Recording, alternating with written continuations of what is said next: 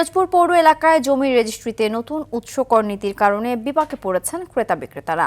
আগে জমির মূল্যের উপর মাত্র 4% রাজস্ব আদায় করা হলেও বর্তমানে প্রতি শতাংশ জমির জন্য দিতে হচ্ছে 25,000 টাকা। অতিরিক্ত ব্যয়ের কারণে জমি কেনা বেচায় স্থানীয়রা আগ্রহ হারিয়ে ফেলছেন। রেজিস্ট্রি না হওয়ায় অলস সময় পার করছেন দলিল লেখকেরা। পিরোজপুর থেকে শেখ রিয়াজ আহমেদ নাহিদের পাঠানো তথ্যচিত্রে আরও জানাচ্ছেন আব্দুল হামিদ।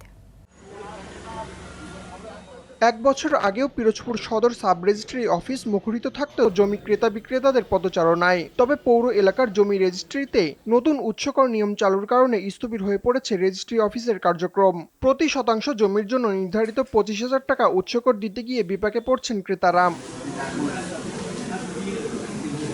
2025 সালে চালু হওয়া এই নিয়মে রেজিস্ট্রির খরচ বেড়েছে কয়েক গুণ। ভাটা পড়েছে জমি কেনা বেচায়। কাজ না থাকায় অলস সময় কাটাচ্ছেন অফিসের কর্মকর্তা কর্মচারী ও দলিল লেখকরা। যে উৎসকর দিতে হয় তাতে অনেকেই বলে যে এতে জায়গার দামের চাইতে বেশি হয়, এই জন্য দলিল মানে শতকরা হয়তো 10খান দলিল হয় না। জায়গার দাম আছে মনে করেন 50,000 টাকা শতক, এখন 25,000 টাকা উৎসকর।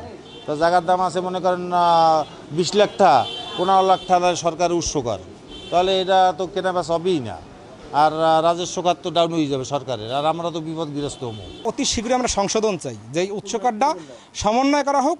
আমরা চাই 25,000 টাকা যে শতাংশে ধরা হয়েছে ওইটা বাদ দিয়ে পূর্বের ন্যায় করা হোক। সাব রেজিস্ট্রার বলছেন অতিরিক্ত উৎসকর আদায়ের কারণে ভোগান্তিতে পড়েছেন সেবাগ্রহীতারা। রেজিস্ট্রির সংখ্যা কমায় রাজস্ব হারাচ্ছে সরকার। জমি কিনতে খরচ হচ্ছে হয়তো 52 লাখ টাকা, রেজিস্ট্রেশন করতে খরচ হচ্ছে 58 লক্ষ টাকা। লেখকদের ব্যস্ততা কমে যাচ্ছে।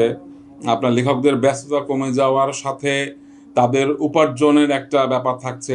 আগে যদি সে 5টা দলিল লিখতে পারতো, এখন সে হয়তো 3টা দলিল লিখছে। সো তার ব্যয় তো আগের থেকে বেড়েছে সঙ্গত কারণে। ভুক্তভোগীরা বলছেন উৎসকর না কমালে আরো কমবে জমি কেনা বেচা। এতে রাজস্ব আদায় থেকেও বঞ্চিত হবে সরকার।